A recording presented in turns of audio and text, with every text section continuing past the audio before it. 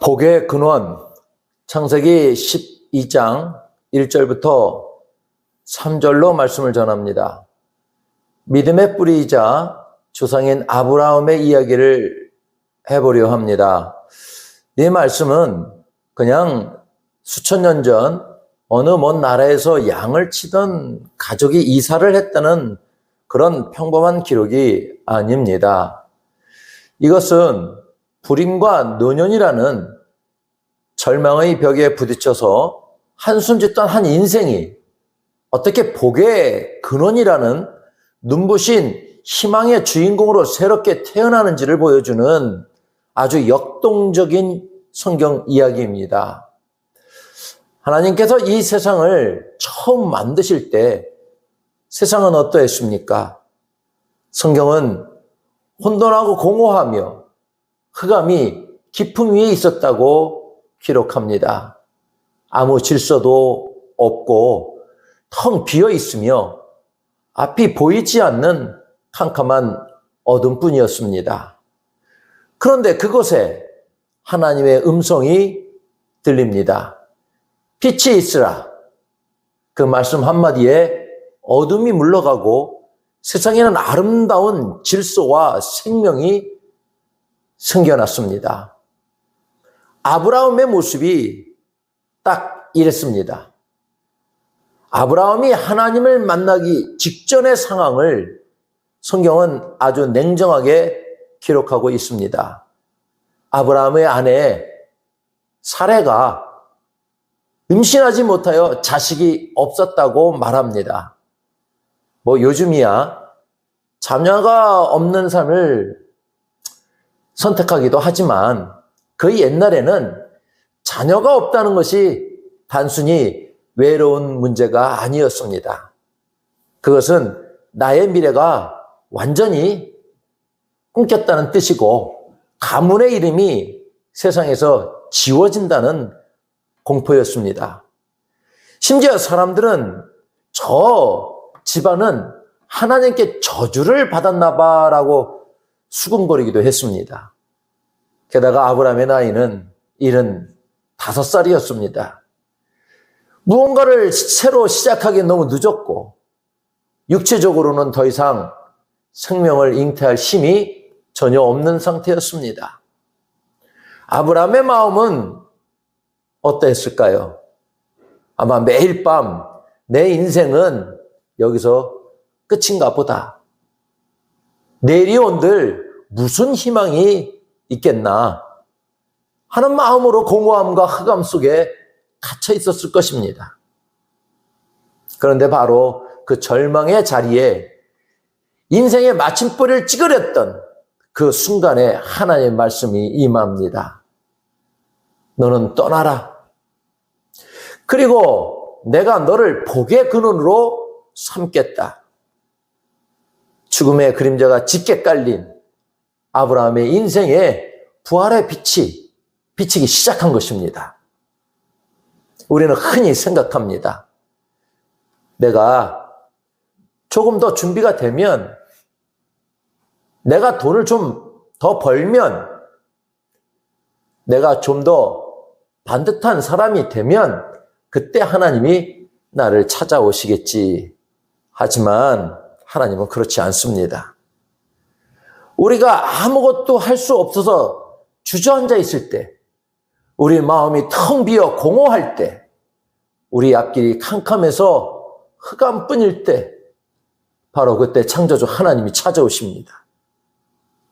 왜냐하면 하나님은 우리의 텅 빈 공간을 당신의 풍성함으로 채우는 분이시기 때문입니다. 하나님이 아브라함을 찾아오셔서 가장 먼저 하신 말씀은 떠나라는 것이었습니다. 내가 다 해줄 테니 가만히 있어라가 아니라 내가 의지했던 것들을 다 내려놓고 길을 나서라고 하십니다. 본토, 친척, 아비집을 떠나 내가 지시할 땅으로 가라는 이 명령은 우리의 신앙의 가장 핵심적인 원리인 비움과 채움을 가르쳐 줍니다. 우리는 보통 복을 생각할 때 더하기를 생각합니다. 지금보다 건강이 더해지고 재산이 더해지고 명예가 더해지는 것을 복이라고 생각합니다. 하지만 하나님이 보시는 복은 빼기에서 시작됩니다. 먼저 본토를 떠나라고 하십니다. 본토는 내가 지금까지 살아오며 익숙해진 환경, 나의 경험이 녹아있는 땅입니다. 내 경험상 이건 안 돼. 내가 살아보니까 이게 맞아라고 생각하는 나의 굳어진 생각들을 떠나라는 것입니다. 그 다음은 친척을 떠나라고 하십니다. 이것은 나의 인간관계를 의지하지 말라는 뜻입니다. 어려울 때 도와줄 사람, 백이 되어줄 인맥, 내 생각의 근거가 되어주는 사람들의 조언보다 하나님의 목소리에 귀를 기울이라는 것입니다. 마지막으로 아비집을 떠나라고 하십니다. 당시 아비집은 경제적인 보호막이자 사회적인 주의였습니다. 내가 가진 재산, 내가 믿고 있는 경제적 울타리, 우리 가만히 대대로 물려받은 가치관들을 비워내라는 것입니다. 하나님이 왜 이렇게 매정하게 다 떠나라고 하실까요? 이유는 간단합니다. 그것들을 붙잡고 있는 한 하나님의 새로운 역사가 들어갈 틈이 없기 때문입니다. 내 고집과 내 경험, 세상적인 의지처들이 꽉 차 있는 마음에는 하나님의 말씀이 머물 자리가 없습니다. 우리가 정말 주의해야 할 점이 하나 있습니다. 비우긴 비우는데 적당히 비워서는 안 된다는 것입니다. 하나님께 맡긴다고 말은 하지만 사실 속으로는 내 실력으로, 내 인맥으로 충분히 할 수 있어. 그렇게 믿는 내 안에 든든한 자신감이 하나님의 역사를 가로막기도 합니다. 내 고집과 자존심이라는 불순물이 덜 비워진 상태에서 하나님의 말씀을 억지로 담으려고 하면 반드시 문제가 생깁니다. 이것을 신앙의 혼합주의라고 부릅니다. 혼합주의란 쉽게 말해 짬뽕 신앙입니다. 하나님을 믿는다고 하면서도 한쪽 발은 세상의 방식에 담그고 있는 것입니다. 기도는 하나님께 드리지만 결정적인 순간에는 점을 보러 가거나 돈의 힘을 더 믿는 것처럼 하나님의 말씀에 세상 풍습을 다 섞어버리는 것을 말합니다. 교회 와서는 하나님의 뜻을 구한다고 하지만 돌아서면 다시 내 유익을 위해 계산기를 두드립니다. 하나님의 말씀에 내 생각을 살짝 섞어버립니다. 그러면 순수한 말씀의 능력이 나타나는 것이 아니라 이도 저도 아닌 변질된 종교 생활을 하게 되는 것입니다. 설거지하지 않은 지저분한 그릇에 아무리 귀하고 맛있는 최고급 음식을 담는들 그 음식을 먹을 수 있겠습니까? 오히려 음식 맛이 변하고 독이 되어 사람을 상하게 할 뿐입니다. 하나님은 우리가 화려한 그릇이 되길 원하시는 게 아니라 깨끗이 비워진 정결한 그릇이 되기를 원하십니다. 아브라함이 위대한 믿음의 조상이 될 수 있었던 비결은 그의 지능이나 능력이 아니었습니다. 성경은 그가 여호와의 말씀을 따라갔다고 기록합니다. 자기 생각을 섞지 않았습니다. 하나님, 가긴 가겠는데 중간에 여기까지만 갈게요 라고 토를 달지 않았습니다. 보이지 않는 미래를 향해 자기 인생의 전체를 온전히 던지는 결단, 그 순수한 비움이 있었기에 아브라함은 복의 근원이 될 수 있었습니다. 하나님께서 왜 아브라함을 이토록 간절히 부르셨을까요? 왜 그를 복의 근원으로 만들려 하셨을까요? 하나님은 아브라함 한 사람만 잘 살게 하려는 작은 계획을 가진 분이 아니었습니다. 아브라함이라는 한 통로를 통해 큰 민족을 만들고 결국 온 세상 모든 민족이 하나님을 알고 복을 받게 하려는 거대한 꿈을 가지고 계셨습니다. 하나님은 말씀하십니다. 너는 복이 될지라. 이 말씀은 원어로 보면 더 힘이 있습니다. 너는 복덩어리 자체가 되어라 라는 창조적인 명령입니다. 너는 이제 복을 구걸하는 사람이 아니라 가는 곳마다 복을 만들어내고 전달하는 복의 주인공이 되었다는 선언입니다. 우리는 종종 남의 덕을 보며 살려고 합니다. 부모님께 물려받은 것 없나 살피고 힘 있는 사람에게 줄을 대보려 하고 나에게 이익이 될 사람만 골라 사귀려고 합니다. 하지만 하나님이 원하시는 아브라함의 후손은 그런 구걸하는 인생이 아닙니다. 내가 복의 통로가 되어서 나 때문에 내 아내가 웃음을 찾고 나 때문에 내 자녀의 미래가 열리며 나 때문에 내가 속한 공동체가 다시 살아나는 것, 이것이 바로 진짜 복의 사람입니다. 부모는 자녀들 중에 나누고 살피고 함께하려는 자녀에게 모든 재산을 물려주려 할 겁니다. 우리의 마음과 행동에 따라 그 자격이 있을 때 복을 주시는 하나님이십니다. 내 것만 주장하는 것, 받는 것, 주는 것 다 싫은 것보다 함께하는 자들에게 복을 주십니다. 우리가 하나님만 잊지 않고 늘 마음으로 행동으로 함께한다면 우리가 생각할 수 없는 복이 우리에게 임하는 것입니다. 아브라함의 후손인 요셉을 한번 보십시오. 그가 노예로 팔려가서 보디발이라는 사람의 집에 들어갔을 때 성경은 놀라운 기록을 남깁니다. 여호와께서 요셉을 위하여 그 애굽 사람의 집에 복을 내리셨다. 요셉은 비록 노예였지만 그 한 사람 때문에 주인집 전체가 복을 받습니다. 훗날 요셉 한 사람 때문에 전 세계가 흉년을 이겨내고 생명을 포전했습니다. 이것이 바로 오늘 우리가 이 자리에 모인 이유입니다. 우리가 가는 곳마다 저주가 멈추고 다툼이 사라지며 하나님의 생명이 흘러가는 역사가 일어나야 합니다. 저 사람만 오면 우리 집이 밝아져.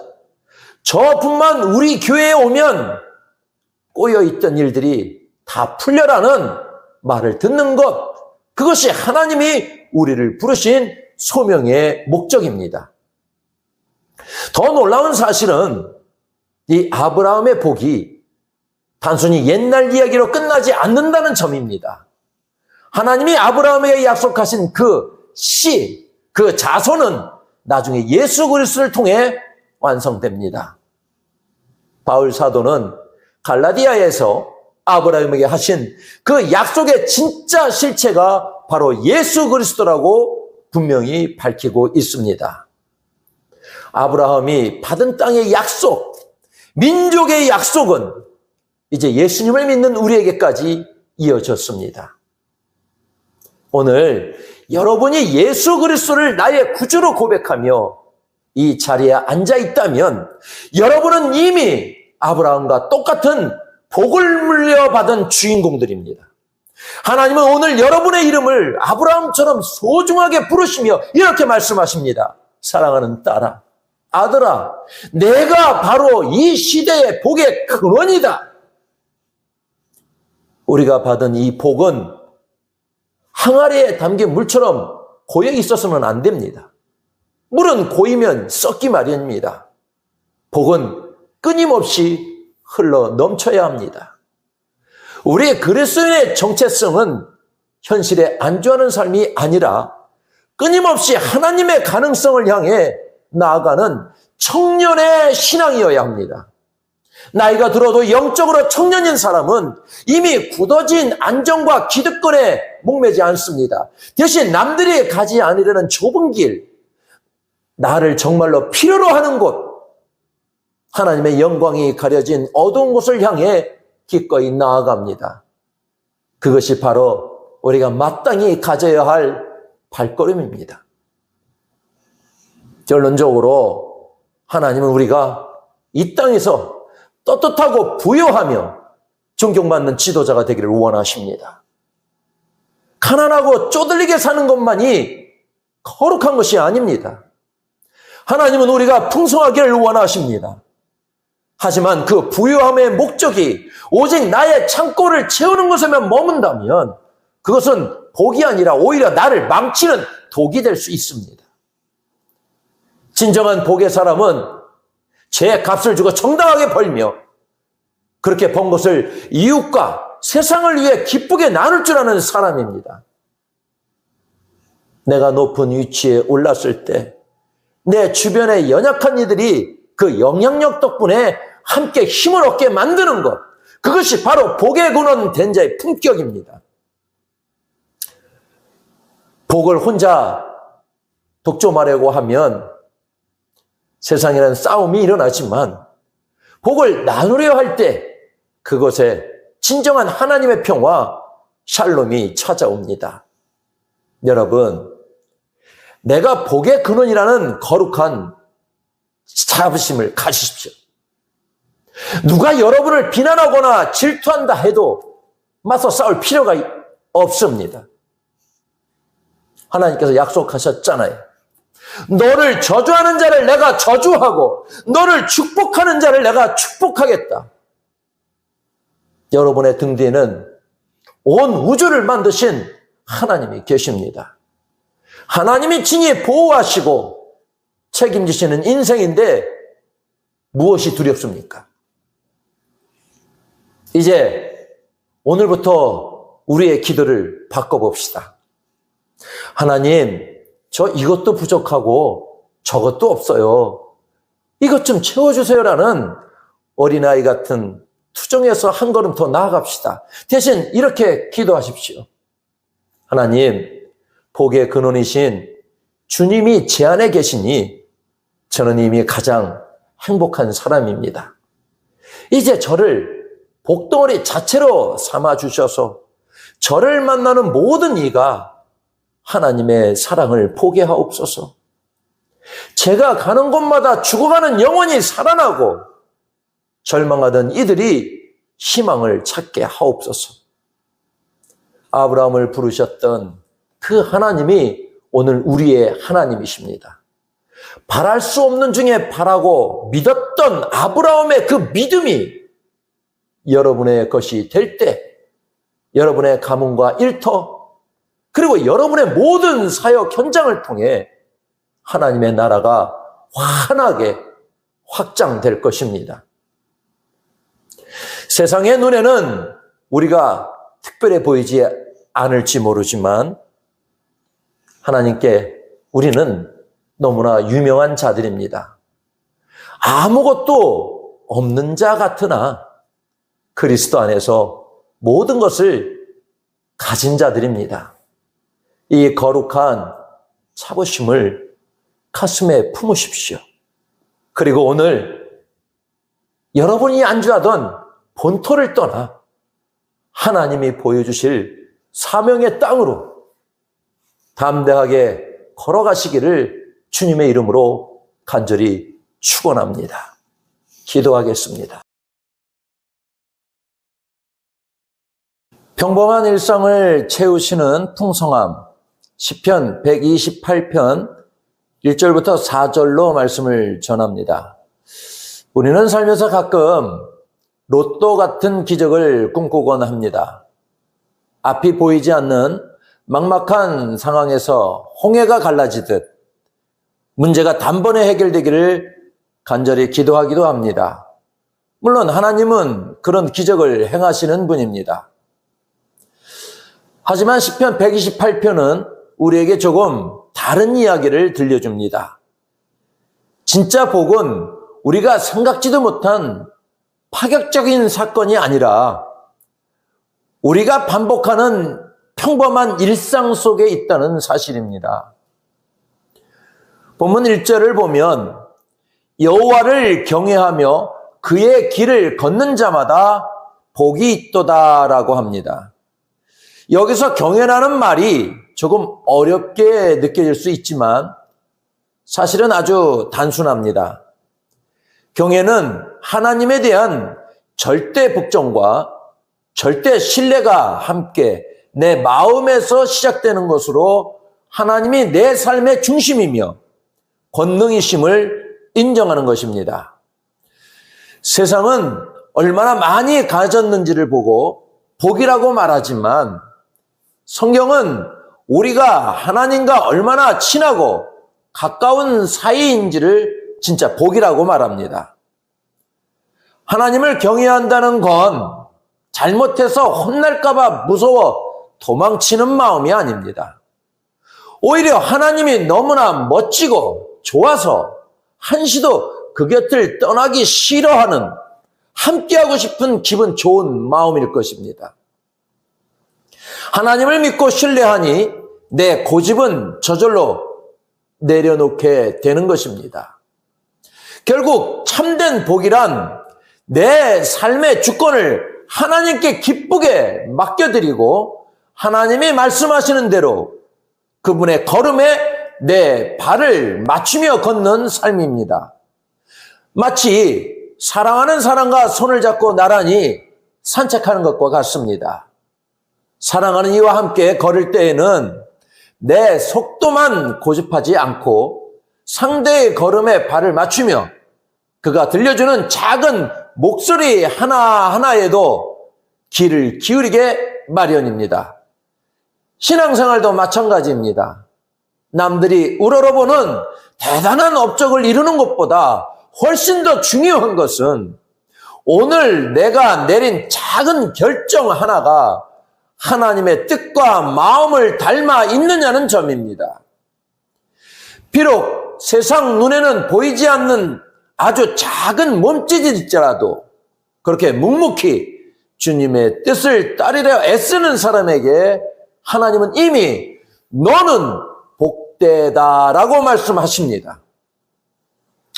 본문 2절은 이렇게 말씀합니다. 내가 내 손이 수고한 대로 먹을 것이라. 내가 복되고 형통하리로다. 심지도 않고 거두기를 바라는 것은 요행일 뿐입니다. 하지만 성경이 말하는 진짜 복은 내가 정직하게 심은 대로 거두는 기쁨입니다. 아주 오래전 아담과 하와가 하나님을 떠난 뒤로 세상에는 가시덤불 같은 고생이 시작되었습니다. 그때부터 사람은 땀을 흘려야만 살 수 있게 되었습니다. 하지만 하나님은 그 힘들기만 한 수고를 아름다운 복으로 바꾸어 주셨습니다. 오늘 나에게 일할 수 있는 건강이 있고 마음 다해 수고할 수 있는 일터가 있다는 것 자체가 이미 하나님이 나를 세심하게 돌보고 계시다는 증거입니다. 사실 우리가 아무리 떼약볕 아래서 땀을 흘려도 하나님이 가뭄과 폭풍을 막아주지 않으시면 그 어떤 열매도 거둘 수가 없습니다. 그러기에 수고한 대로 먹게 될 것이라는 약속은 우리가 하나님의 완벽한 보호와 인도하심 아래 살고 있다는 가장 확실한 약속입니다. 내가 내 손이 수고한 대로 먹을 것이라. 어떤 분들은 수고한 만큼만 먹는 게 무슨 복이야? 수고보다 훨씬 더 많이 얻는 게 복이지. 이렇게 생각하실지도 모릅니다. 하지만 세상에는 밤잠 설쳐가며 애를 써도 결과가 나오지 않을 때가 많고, 정직하게 흘린 땀방울이 허무하게 사라지는 경우도 허다합니다. 내가 공들여 쌓은 탑을 누군가 가로채 가거나 예상치 못한 상황으로 결실이 무너질 때 우리는 깊은 허무함에 빠지곤 합니다. 그래서 하나님은 약속하십니다. 하나님을 경외하는 자의 수고는 결코 헛되지 않을 것이며 적군이 농작물을 빼앗지 못하게 막아주듯 우리의 삶을 지켜주시겠다고 약속해 주셨습니다. 내가 정직하게 땀 흘려 노력한 만큼 그 열매를 고스란히 내 손에 쥘 수 있도록 하나님께서 지켜주시는 상태, 성경은 이것을 바로 형통이라고 부릅니다. 때로는 빨리 돈을 많이 벌어서 아무 일도 안 하고 그냥 푹 쉬고 싶다는 생각이 들 때가 있습니다. 매일 똑같이 반복되는 일상이 때로는 무거운 짐처럼 느껴지기 때문입니다. 하지만 성경은 우리가 매일 살아가는 이 평범한 모습들을 아주 특별하게 바라봅니다. 아침 일찍 일어나 일터로 나가고 가족들을 위해 따뜻한 밥을 차리고 주변 사람들을 돕기 위해 부지런히 움직이는 그 모든 사소한 모습들이 사실은 정말 소중합니다. 왜냐하면 그 땀 흘리는 시간들이야말로 하나님의 축복이 우리 삶으로 차곡차곡 쌓여가는 은혜가 되기 때문입니다. 우리가 열심히 살아가는 삶을 통해 하나님은 당신의 사랑과 복을 우리에게 허락하여 주십니다. 내가 작은 일을 하나님 안에서 얼마나 깊은 의미가 있는지를 깨닫는 순간 우리가 그토록 힘겨워하는 일터는 하나님의 열매가 맺히는 풍성한 일터로 변화됩니다. 복된 일상은 멀리 있지 않습니다. 정직하게 일하고 그 수고로 얻은 양식을 소중한 사람들과 감사히 나누는 그 식탁이 바로 복된 삶입니다. 나눌 수 있고 함께 할 수 있는 사람이 있어 서로를 위로하고 잘 되기를 함께 바라는 사람이 있다는 것이 복된 사람인 것입니다. 당장 눈앞에 놀라운 기적이 일어나지 않아도 괜찮습니다. 하나님과 함께 하고 있다면 여러분은 지금 이미 충분히 복을 누리고 있는 것입니다.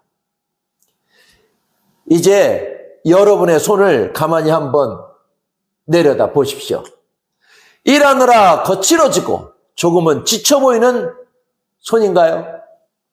하지만 하나님은 그 손을 보며 참 귀하고 복되다고 말씀하십니다. 하늘에서 갑자기 금덩이가 떨어지는 기적은 아닐지라도 내가 애쓴 만큼 거두게 하시고 그 열매를 가족들과 평안히 나눌 수 있게 하시는 것, 그것이 바로 우리 일상 속에 흐르는 하나님의 신실한 약속입니다.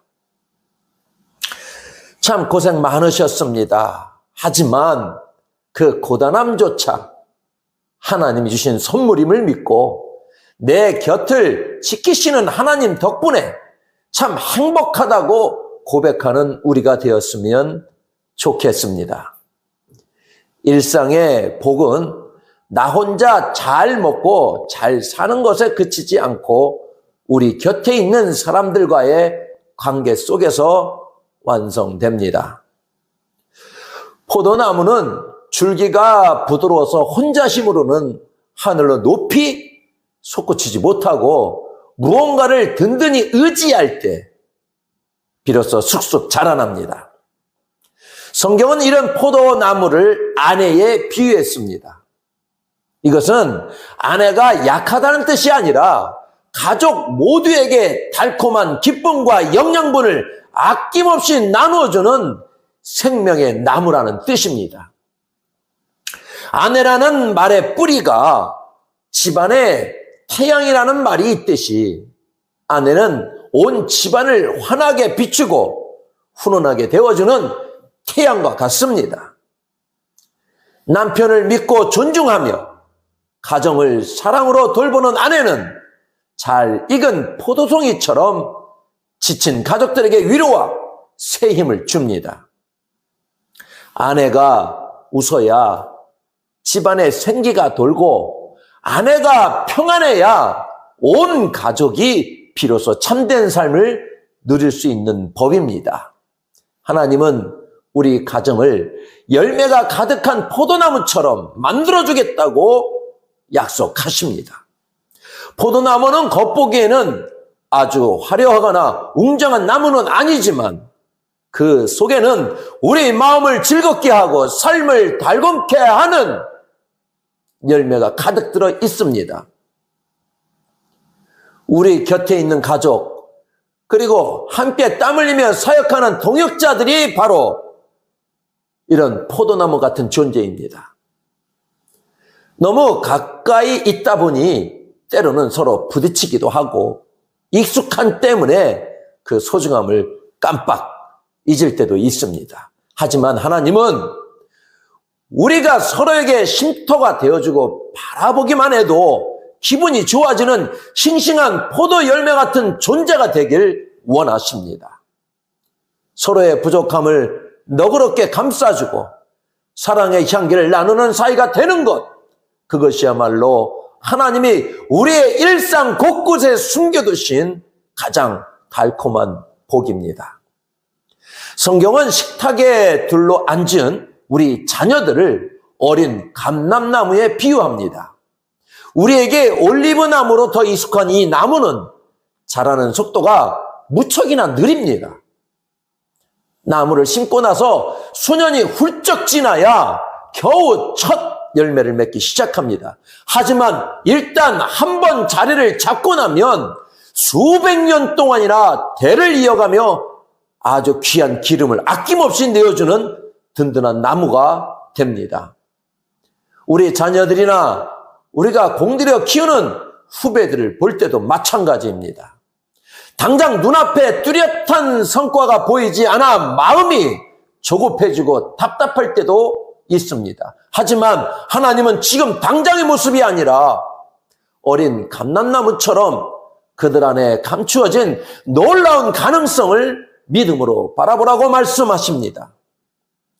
비록 지금은 화려한 꽃을 피우지 못했을지라도 하나님의 은혜 속에서 조금씩 자라나고 있는 그들을 보며 미래의 풍성함을 미리 기뻐하는 것, 그것이 바로 믿음의 부모와 리더들이 누리는 소망이라는 이름의 복입니다. 결국 이 모든 은혜가 한 해로 모이는 것은 바로 우리의 식탁입니다. 거창하고 화려한 잔치집이 아니어도 괜찮습니다. 식구들과 옹기종기 둘러앉아 소박한 반찬을 나누며 서로의 온기를 느끼는 그 평범한 시간이 사실은 하나님이 우리를 위해 차려주신 최고의 잔치입니다. 서로의 눈을 따뜻하게 맞추고 정말 수고 많았어요 라고 다독이며 내일의 희망을 도란도란 이야기하는 그 자리가 바로 복의 근원이신 하나님이 함께 계시는 곳입니다. 이렇듯 일상의 복은 결코 멀리 있지 않습니다. 내 정직한 수고를 헛되지 않게 지켜주시는 하나님의 약속을 믿고 내 곁에 소중한 사람들을 포도나무와 어린 감람나무처럼 귀하게 여기며 살아가는 것, 그 마음만 있다면 우리의 매일매일은 이미 하나님의 은혜로 가득 찬 복된 삶이 되는 것입니다. 시편 128편 4절은 우리에게 아주 강력한 확신을 심어줍니다. 여호와를 경외하는 자는 이같이 복을 얻으리로다. 여기서 주목해야 할 단어는 바로 이 가치입니다. 이 짧은 단어 안에는 우리가 앞서 살펴본 일상의 모든 풍경이 고스란히 담겨 있습니다.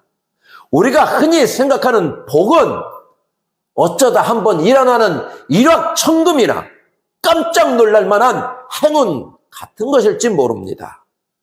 하지만 하나님이 약속하신 복은 어쩌다 한 번이 아니라 이 가치, 즉 우리가 매일 땀 흘려 일하고 가족과 밥상을 나누는 그 반복되는 삶의 방식 그대로 임한다는 뜻입니다. 이것은 일상의 복이 결코 우연히 찾아오는 행운이 아님을 확증합니다. 하나님을 내 삶의 주인으로 모시고 그분의 길을 묵묵히 걷는 사람에게는 특별한 이벤트가 없어도 매일매일이 하나님의 은혜로 촘촘하게 채워지게 되어 있습니다. 마치 소리 없이 내리는 단비가 땅을 적셔 생명을 키우듯 하나님을 경외하는 삶에는 우리가 미처 깨닫지 못하는 순간에도 변함없는 평범한 일상을 채우시는 풍성함이 스며듭니다. 결국 복의 원리는 명확합니다.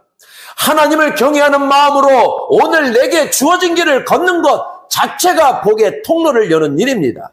세상을 향해 대단한 성공을 증명해내지 않아도 괜찮습니다.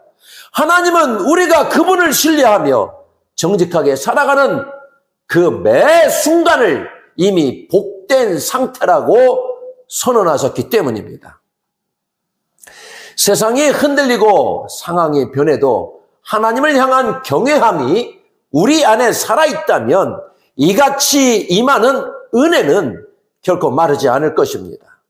화려한 기적보다 더 위대한 것은 변함없는 하나님의 신실하심이 나의 평범한 하루하루를 지탱하고 있다는 사실을 믿는 것입니다. 이 약속을 굳게 잡고 오늘도 내게 주어진 일상의 현장에서 하나님이 예비하신 풍성함을 마음껏 누리시기를 소망합니다.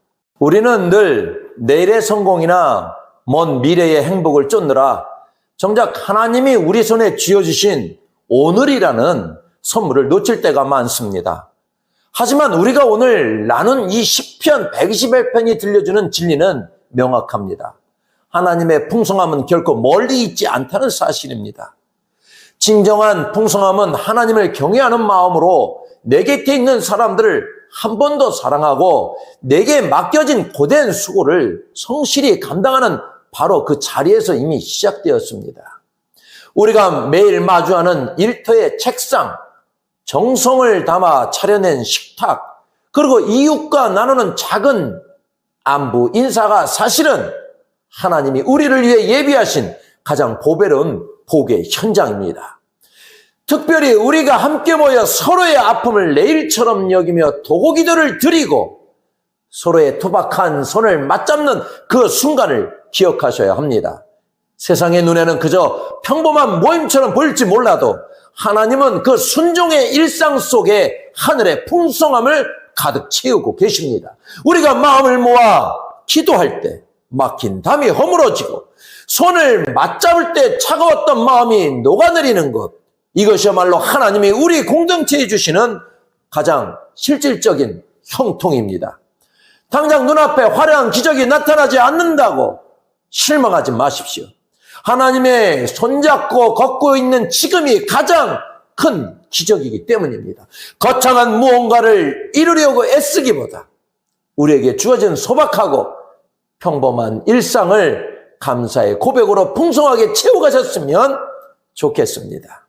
살다 보면 나의 노력과 의지만으로는 안 되는 일이 참 많다는 걸 깨닫게 됩니다.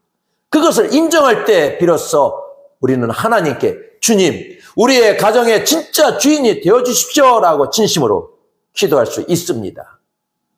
여호수아의 고백처럼 나와 내 가족은 오직 하나님만 섬기겠습니다라고 다짐하며 배우자를 위해 따뜻하게 기도하는 것부터 시작해 보십시오. 자녀들이 무언가를 잘하고 못하는 결과가 아니라 그저 내 곁에 있어주는 존재 그 자체만으로 마음껏 축복해 주시기를 바랍니다. 우리의 가정이 하나님을 높이며 믿음으로 살아갈 때 하나님은 우리의 수고가 헛되지 않게 지켜주실 것입니다. 우리의 가정을 잘 익은 포도송이처럼 달콤하게 만드시고 변함없는 은혜로 든든하게 보호해 주실 것입니다. 오늘 하루의 고단함조차 하나님의 축복으로 바꾸어 고백하는 이 믿음 안에서 하나님의 평안이 오늘 이 자리에 모인 여러분의 마음과 가정 위에 영원히 함께하기를 간절히 축복합니다. 기도하겠습니다. 자손의 복, 출애굽기 20장 6절로 말씀을 전합니다. 우리가 기도할 때나 찬양할 때 가장 많이 고백하는 단어가 무엇일까요? 아마도 사랑일 것입니다. 사랑의 하나님, 주님, 사랑합니다라는 말을 우리는 참 자주 그리고 자연스럽게 사용합니다.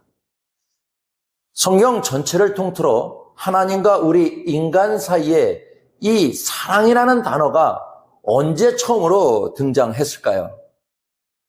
하나님이 우리에게 나를 사랑해다오라고 말씀하시며 본격적으로 사랑의 관계를 맺기 시작한 때가 과연 언제일까요? 하나님께서 이스라엘 백성들에게 십계명을 주시던 시내산에서 시작되었습니다. 사실 그 전까지 우리가 느끼는 하나님의 모습은 조금 멀고 엄격하게 느껴졌습니다. 세상을 한 손으로 만드신 전능한 창조주셨고 죄를 지으면 엄하게 벌을 주시는 무서운 재판관 같은 모습이 더 강했습니다. 인간은 그저 하나님의 명령에 절대적으로 복종해야만 하는 존재처럼 보였습니다. 하지만 시내산에서 계명을 주실 때 하나님은 이전과는 전혀 다른 말씀을 우리에게 들려주십니다. 출애굽기 20장 6절을 보면 나를 사랑하고 내 계명을 지키는 자에게는 천대까지 은혜를 베푸느니라고 말씀하십니다. 하나님께서 처음으로 인간에게 나를 좀 사랑해 줄래? 라고 먼저 따뜻하게 손을 내미신 것입니다. 이제 우리는 단순히 시키는 대로만 하는 종이 아닙니다. 하나님과 뜨겁게 마음을 나누고 사랑을 주고받는 인격적인 파트너가 된 것입니다. 하나님께서 우리를 당신의 사랑의 짝으로 공식 선포하신 이 감격스러운 순간이 바로 십계명을 통해 시작된 것입니다. 예전에는 부모님이 정해주신 규칙을 하나도 어기지 않고 잘 지키는 것이 곧 효도였고 사랑이었습니다. 부모님이 공부해라, 일찍 들어와라 하시면 그 말씀을 잘 듣는 것이 내가 부모님을 사랑한다는 가장 확실한 증거였습니다. 하나님과 우리 사이도 처음엔 다 그랬습니다. 하나님께서 율법이라는 규칙을 주셨을 때 그것은 하나님과 우리가 서로의 마음을 확인하는 일종의 사랑의 언어였습니다. 우리가 하나님, 제가 이 말씀을 소중히 지키는 것을 보시고 제 사랑을 알아주세요 라고 고백하는 소통 방식이었던 것입니다. 그런데 시간이 흐르면서 우리 마음속에 조금씩 오해가 생기기 시작했습니다. 사랑해서 즐겁게 지키는 게 아니라 내가 이걸 완벽하게 지켜내야만 하나님이 나를 사랑해 주시겠지라는 강박관념이 생긴 것입니다. 마치 시험 공부하는 학생이 내가 100점을 맞아야만 부모님이 나를 예뻐하실 거야 라고 생각하며 오로지 점수에만 매달리는 것과 같습니다. 내가 얼마나 열심히 하느냐, 내가 얼마나 잘 지키느냐에 따라 하나님의 사랑이 결정된다고 믿어버린 것입니다. 결국 사랑의 주도권이 하나님이 아니라 나에게로 옮겨와 버린 그런 셈이 된 것입니다. 초대교회 시절의 수많은 사람도 그런 오해 속에 살았습니다. 예수님을 믿으면서도 마음 한구석에는 그래도 율법을 철저히 지켜야 하나님께 인정받을 수 있어라는 생각이 뿌리 깊게 박혀 있었습니다. 하나님과 나누던 따뜻한 사랑의 관계가 어느덧 내가 이만큼 했으니 나를 인정해 주세요라는 차가운 거래처럼 변질되어 버린 것입니다. 하지만 하나님이 우리에게 정말 원하시는 것은 그런 모습이 아니었습니다. 하나님은 우리가 규칙이라는 틀에 갇혀 쩔쩔매는 것이 아니라 그 규칙 속에 담긴 하나님의 진심 어린 사랑을 발견하기를 원하셨습니다. 하나님은 우리가 무거운 짐을 지길 바라신 게 아니라 그분의 사랑 안에서 진정한 자유를 누리기를 원하셨던 것입니다. 요한복음 3장 16절을 보면 하나님이 세상을 이처럼 사랑하사 독생자를 주셨으니라고 말씀하십니다. 여러분, 이 말씀에 어떤 조건이 붙어 있나요? 너희가 착한 일을 70점 이상 했으니까 사랑해 줄게 라거나 너희가 계명을 다 지켰으니 아들을 보내주마 하는 조건이 단 하나라도 있습니까? 전혀 없습니다. 이것이 바로 복음의 핵심입니다. 우리가 먼저 하나님을 사랑해서 그 보답으로 사랑을 받은 게 아니라는 사실입니다. 우리가 아직 죄인이고 하나님을 알지 못할 때 하나님께서 그냥 먼저 일방적으로 우리를 사랑해 버리신 것입니다. 이제 사랑의 주도권은 나에게서 하나님께로 완전히 넘어왔습니다. 요한일서 4장 10절 말씀처럼 우리가 하나님을 사랑한 것이 아니라 하나님이 우리를 먼저 사랑하셔서 우리 죄를 용서해 주시기 위해 아들을 제물로 보내주셨습니다. 그러니 이제는 하나님께 사랑받으려고 억지로 점수를 따기에 애쓰지 마십시오. 오히려 나 같은 사람을 왜 이렇게 사랑하실까 하는 그 크신 사랑에 너무 감격해서 그 사랑이 너무 고마워서 주님, 이제는 제가 정말 주님 뜻대로 살고 싶어요 라고 고백하며 나아가는 것입니다. 이것이 바로 우리가 누리는 진짜 은혜입니다. 그렇다면 이 뜨겁고 놀라운 사랑이 가장 먼저 나타나야 할 곳은 어디일까요? 바로 여러분의 가정입니다. 하나님은 출애굽기 20장 6절을 통해 우리에게 놀라운 은혜의 약속을 주셨습니다. 나를 사랑하고 내 계명을 지키는 자에게는 천대까지 은혜를 베푸느니라. 여기서 말씀하시는 천대는 단순히 숫자로 1000번을 말하는 것이 아닙니다. 이것은 하나님의 사랑이 중간에 절대 끊어지지 않고 영원토록 여러분의 가족의 가문에 흐르게 하겠다는 하나님의 뜨거운 약속이자 다짐입니다. 내가 내 사랑 안에 머물면 내가 내 자녀와 그 후손들까지 끝까지 책임질게 라고 말씀하시는 하나님의 강력한 선언입니다. 우리는 부모로서 자녀들에게 무엇을 물려주려고 그토록 애를 쓰며 살아갑니까? 좋은 학벌, 남부럽지 않은 재산, 높은 사회적 지위. 물론 부모된 입장에서 그것들이 참 귀해 보일 수 있습니다. 하지만 그것들이 우리 자녀의 영혼을 지켜줄 수 있을까요? 그 물질과 명예가 자녀의 앞길에 닥칠 거센 고난과 풍랑을 막아줄 수 있을까요? 진정으로 좋은 부모, 지혜로운 조상은 아브라함처럼 신앙의 선구자가 되어야 합니다. 부모가 땀 흘려 닦아놓은 기도의 길, 그 신앙의 유산이야말로 자녀의 미래를 밝히는 가장 확실한 방법입니다. 성경 속 디모데의 할머니 로이스와 어머니 유니게가 자녀에게 물려준 것은 금은 보화가 아니라 거짓 없는 믿음이었습니다. 자녀를 내 소유가 아닌 언약의 자손으로 인정하고 하나님 손에 온전히 맡길 때 하나님은 그 자녀를 이 시대를 깨우는 인물로 키워내십니다. 한나가 아들 사무엘을 젖대자마자 하나님께 내어드렸을 때 사무엘은 이스라엘 전체를 살리는 위대한 선지자가 되었습니다. 우리 자녀를 세상 가치관에 휘둘리는 물질의 자녀가 아니라 하나님의 약속 위에 세우는 언약의 자손으로 키워야 합니다. 그때 하나님의 축복은 천대를 이어 흐르게 됩니다.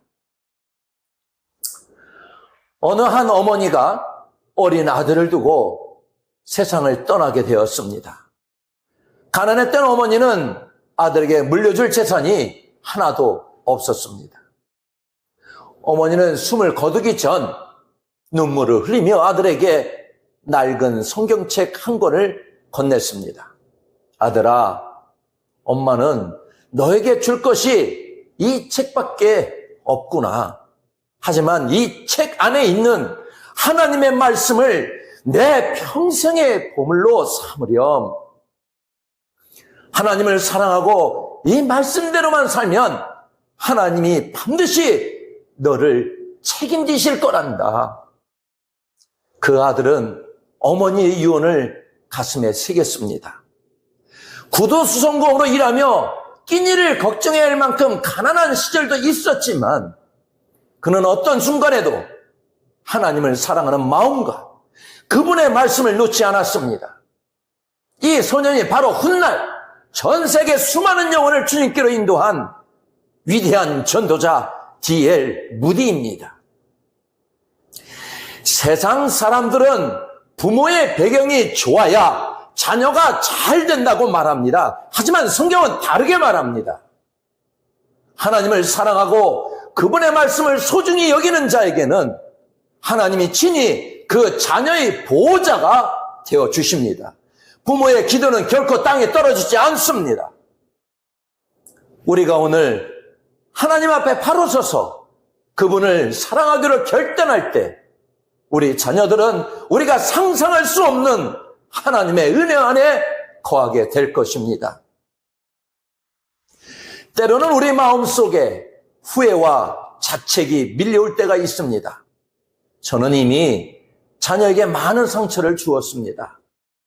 제 신앙이 본이 되지 못해서 자녀들이 교회를 떠났습니다. 이제 와서 제가 무엇을 할 수 있겠습니까? 하고 낙심하는 분이 계실지도 모릅니다. 그러나 오늘 말씀을 통해 꼭 기억하셔야 합니다. 우리의 실패보다 하나님의 복음이 훨씬 더 크고 강합니다.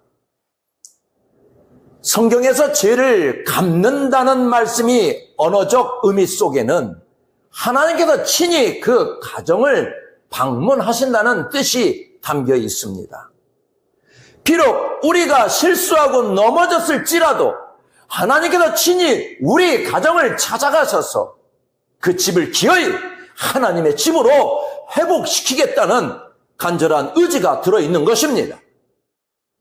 우리의 실수를 새롭게 하시고 우리 가정의 부끄러운 이야기를 영광의 이야기로 다시 쓰시는 분이 바로 우리 하나님이십니다. 이제는 우리가 결단해야 합니다. 오늘 이 예배를 마치고 돌아가는 순간부터 우리 자녀와 후손들에게 축복의 언어를 선포하셔야 합니다. 너는 하나님의 천대 은혜가 흐르는 복된 존재란다. 너의 배후에는 하나님이 계신단다. 라고 믿음의 말을 들려주십시오.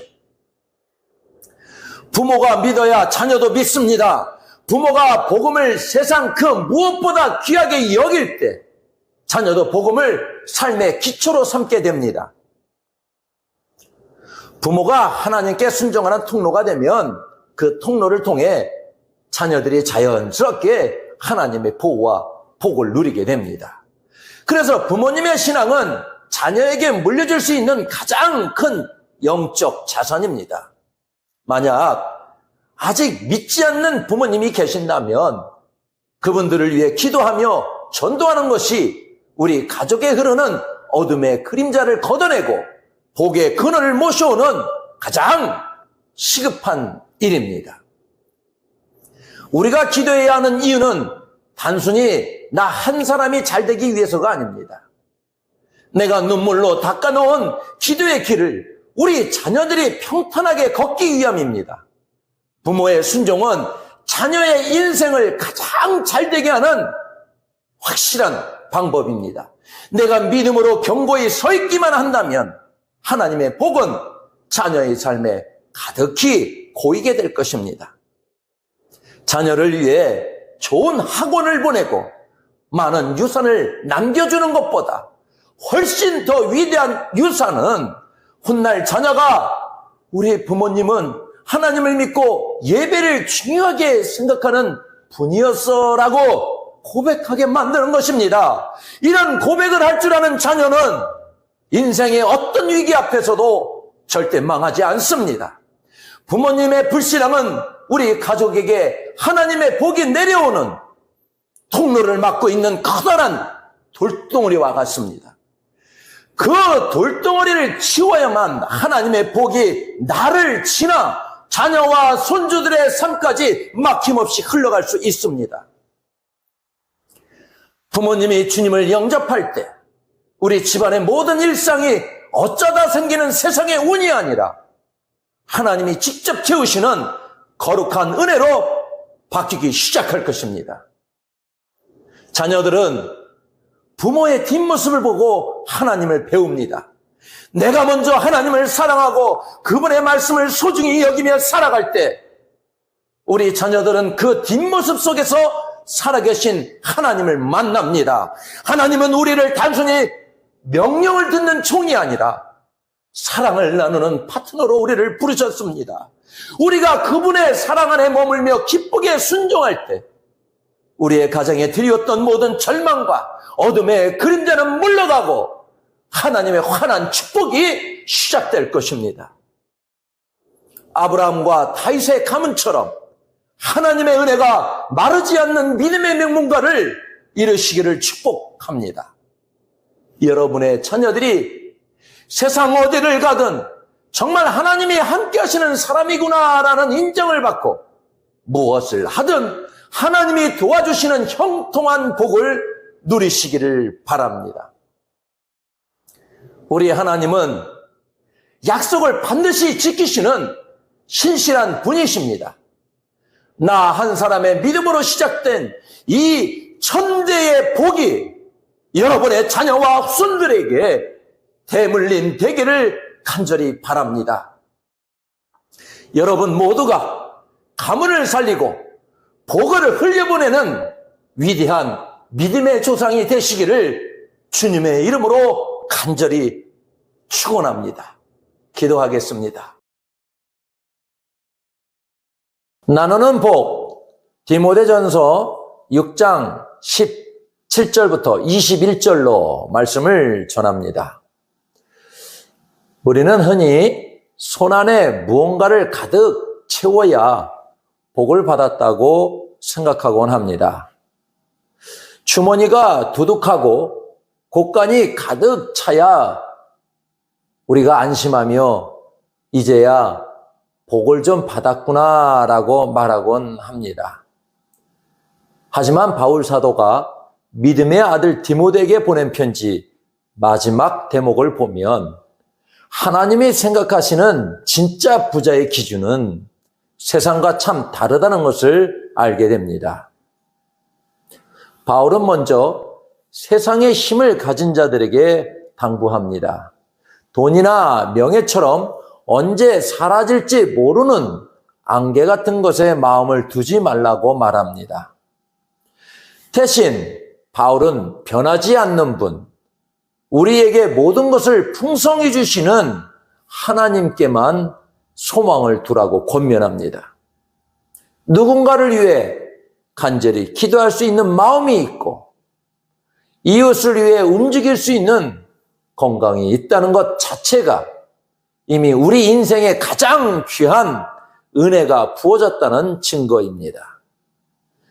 세상은 가지는 것이 복이고 앞서가는 것이 성공이라 가르치지만 성경은 나누는 것이 진짜 복이며 부자라고 가르칩니다.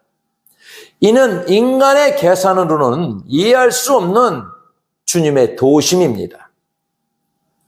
내가 가진 작은 것을 이웃과 나눌 때 내 주머니는 비워지는 것 같지만 우리 영혼은 비로소 하나님이 채우시는 평안으로 가득 차게 됩니다.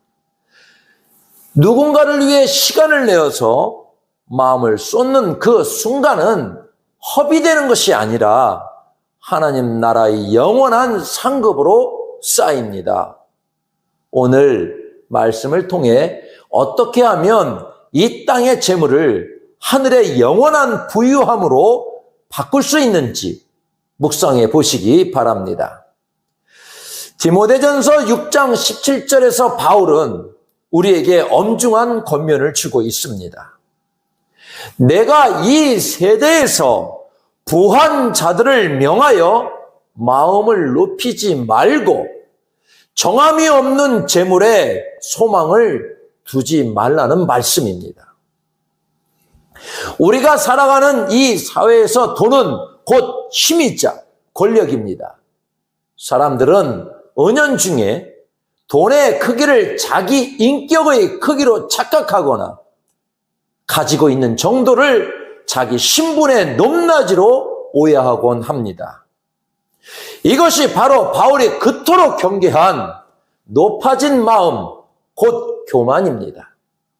우리가 조심해야 할 것은 돈 그 자체가 아니라 돈 때문에 갖게 되는 교만한 마음입니다. 내가 잘나서 내 능력이 뛰어나서 이만큼 이뤘다고 생각하는 순간 우리는 우리에게 복을 주시는 하나님을 잃어버리게 됩니다.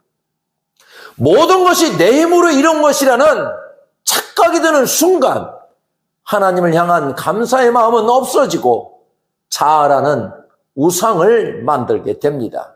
결국 교만은 하나님이 주신 복을 자기 것이라 우기는 영적 착각입니다.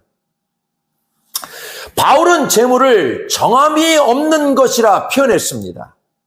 아침 안개가 자욱하면 앞이 보이지 않지만 해가 뜨고 바람이 살짝만 불어도 안개는 언제 그랬냐는 듯 깜짝같이 사라져버립니다. 재물도 이 안개와 같습니다. 지금 내 재물에 풍부함이 가득하면 영원히 곁에 머물며 나를 지켜줄 것 같지만 세상 일은 아무도 모릅니다. 경제가 나빠지거나 예상치 못한 환경을 만나면 안개가 흩어지듯 재물도 순식간에 사라지게 됩니다. 재물은 결코 영원한 내 것이 아니라는 것입니다. 세상은 끊임없이 우리 귀에 속삭입니다. 돈만 있으면 내 미래가 완벽하게 보장될 거야. 돈이 너를 지켜줄 거야 라고 말합니다. 하지만 돈이 우리의 건강을 단 1분이라도 연장할 수 있습니까? 돈이 우리 영혼의 갈급함을 채우거나 죽음 이후의 영원한 문제를 해결할 수 있습니까? 결코 그럴 수 없습니다. 바울은 오직 하나님께 소망을 두라고 권면하며 하나님은 우리에게 모든 것을 후회해 주시고 누리게 하시는 분임을 강조합니다. 여기서 우리가 꼭 기억해야 할 사실이 있습니다. 흔히 신앙생활을 하면 무조건 가난해야 하거나 고난 속에서만 복을 받는다고 오해하곤 합니다. 하지만 하나님은 우리가 늘 결핍에 시달리며 힘들게만 살기를 바라시는 분이 결코 아닙니다. 부모가 자녀의 평안을 바라듯 우리 하늘 아버지께서도 우리가 넉넉하고 행복한 삶을 누리기를 원하십니다. 하나님은 우리에게 은혜를 베푸시되 풍성하고 후하게 주시며 그것을 감사함으로 즐거워하기를 바라시는 좋으신 아버지이십니다. 다만 그 풍성함을 누리는 데에는 아주 중요한 전제가 있습니다.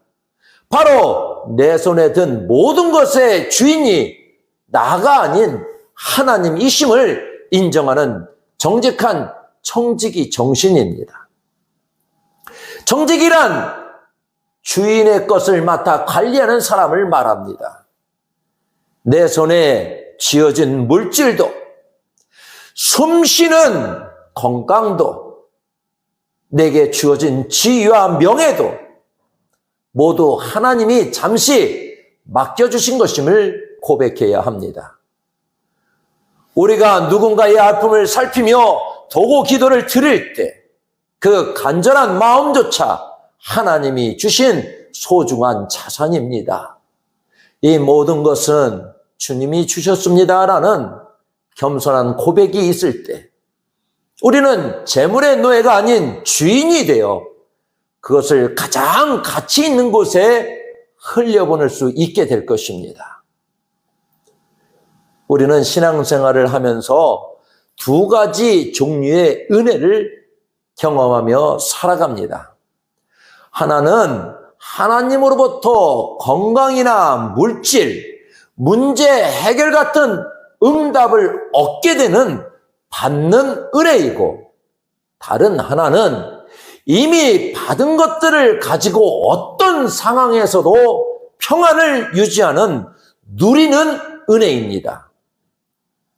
사실 많은 분이 첫 번째 은혜인 받는 것에만 집중하느라 정작 하나님이 주신 선물을 제대로 사용하고 즐기는 두 번째 은혜, 누리는 은혜를 놓칠 때가 참 많습니다.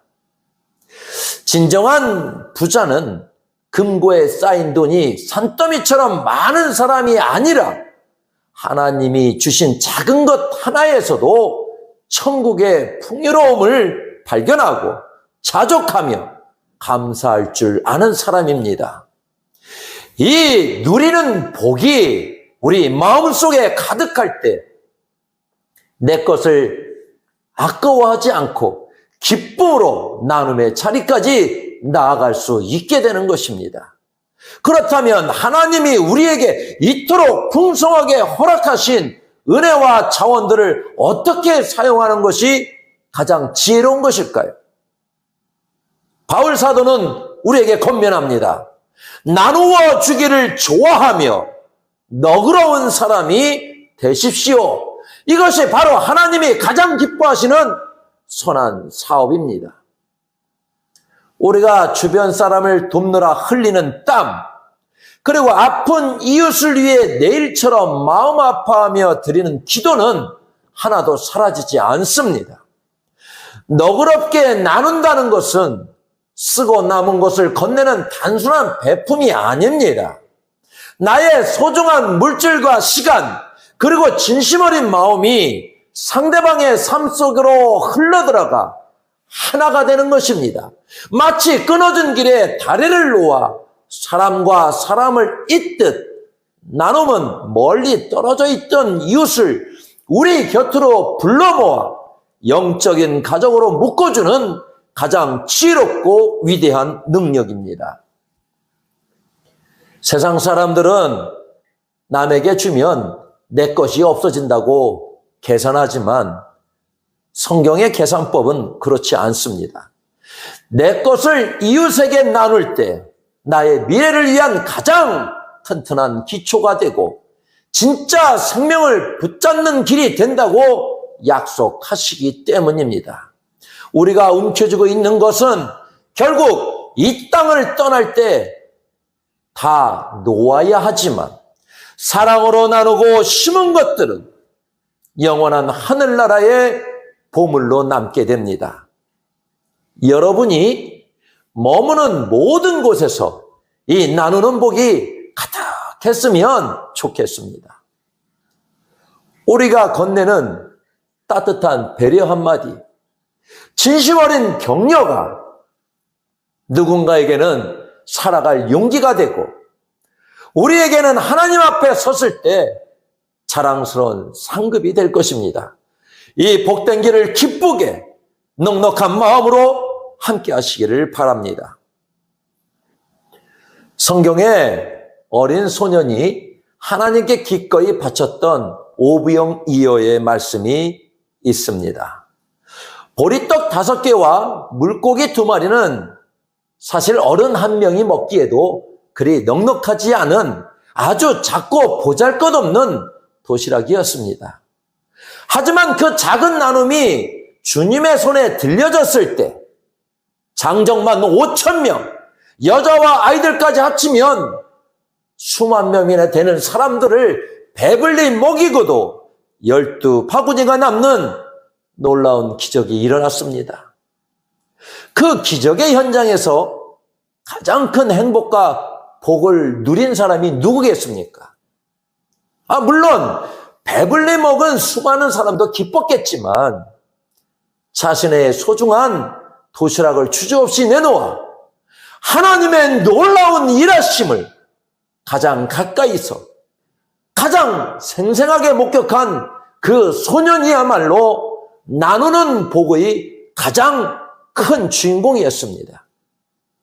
소년은 자신의 것을 잃어버린 것이 아니라 주님의 손을 통해 수천 배의 열매로 돌아오는 것을 직접 보았습니다. 우리가 주변의 아픈 이웃을 위해 간절히 기도를 쌓고 힘겨워하는 이들의 손을 따뜻하게 잡아주며 내게 맡겨진 물질을 선한 일에 기쁘게 사용할 때 우리의 재물은 비로소 영원히 녹슬지도 않고 빛이 바래지도 않는 하늘의 보화로 변하게 됩니다. 바울 사도는 이 모든 나눔의 행위가 결국 나중에 자기를 위하여 좋은 터를 닦는 것이며 참된 생명을 얻는 길이라고 말씀합니다. 우리는 모두 이 땅에 잠시 여행하듯 머물다가 언젠가는 주님 앞에 서게 될 청지기들입니다. 주인이신 하나님께서 어느 날 우리를 부르셔서 내가 너에게 잠시 맡겼던 그 귀한 재능과 시간과 물질로 너는 무엇을 하며 살았느냐라고 물으실 때 우리가 무엇이라 대답하겠습니까? 주님, 제가 남에게 뺏기거나 잃어버릴까 봐 무서워서 제 창고에만 꼭꼭 쌓아두고 아끼기만 하다가 왔습니다라고 대답하는 어리석은 인생이 되어서는 안 됩니다. 대신 주님이 주신 것이 너무나 귀해서 주님의 뜻대로 필요한 곳에 열심히 나누고 왔습니다라고 기쁘게 대답할 수 있어야 합니다. 우리에게 주어진 것들을 기쁨으로 나누며 하나님이 채우시는 풍성함을 누리시기를 바라겠습니다. 나눔은 내 손을 떠난 것이 사라지는 것 아니라 오히려 영원한 내 것이 되어 남는다는 사실, 이것이 바로 성경이 말하는 나눔의 역설이자 복의 결론입니다. 물론 우리가 겪는 이 믿음의 길은 세상의 눈에 미련하고 손해보는 것처럼 보일 수 있습니다. 내 실속부터 좀 챙겨라, 나중을 위해 더 쌓아두라고 말하는 세상 속에서 내 것을 기꺼이 내어놓는 것이 결코 쉬운 일은 아닙니다. 하지만 누군가의 아픔을 살피고 나눌 때 세상 그 어떤 재물도 줄 수 없는 하늘의 평안과 말할 수 없는 기쁨이 우리 영혼에 가득 채워진다는 사실을 우리는 분명히 알고 있습니다. 재물은 신앙생활에서 무서운 유혹의 덫이 될 수 있지만 반대로 하나님의 영광을 환하게 드러내는 값진 축복의 통로가 될 수도 있습니다. 돈 자체가 악한 것은 아닙니다. 다만 하나님보다 돈을 더 의지하고 사랑하는 마음이 모든 악의 뿌리가 되어 우리 영혼을 병들게 할 뿐입니다. 반대로 하나님을 사랑하는 마음으로 재물을 다스리고 주님의 뜻대로 나누는 삶은 우리를 참된 생명과 평강의 길로 인도합니다. 사탄은 끊임없이 돈의 힘을 빌려 우리를 유혹합니다. 돈만 있으면 하나님이 없이도 충분히 행복할 수 있다고 속삭입니다. 그러나 우리는 그 유혹 앞에서 오히려 물질을 기꺼이 나눔으로써 우리 인생의 진짜 주인인 오직 하나님 한 분뿐임을 온 세상에 당당히 증명해야 합니다. 우리에게 주어진 작은 것부터 주변에 나누어 보십시오. 거창하지 않아도 괜찮습니다. 진심 어린 격려 한마디, 누군가를 향한 간절한 도고기도, 그리고 먼저 내미는 따뜻한 손길 하나가 모여 하나님을 가장 기쁘시게 하는 향기로운 제물이 됩니다.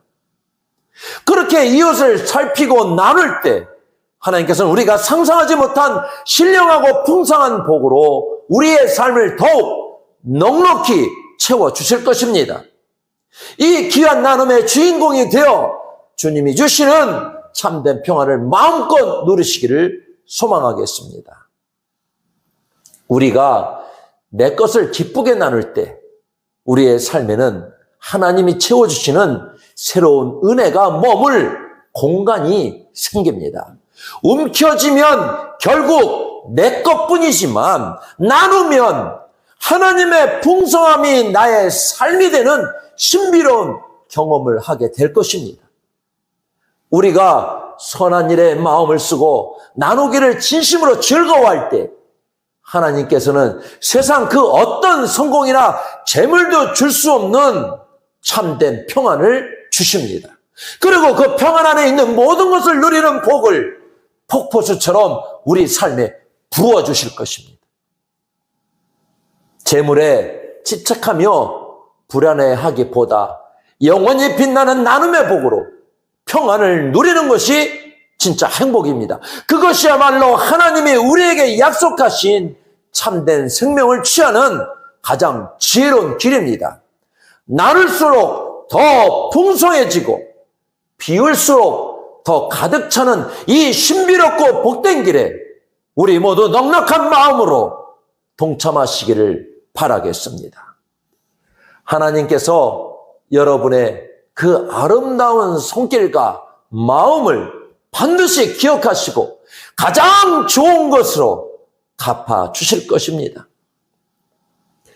세상이 줄 수 없는 참된 평안이 여러분의 가정과 일터 위에 가득하기를, 나눌수록 더욱 샘솟는 하나님의 복이 여러분의 삶에 폭포수처럼 쏟아지기를 주님의 이름으로 간절히 축복합니다. 기도하겠습니다.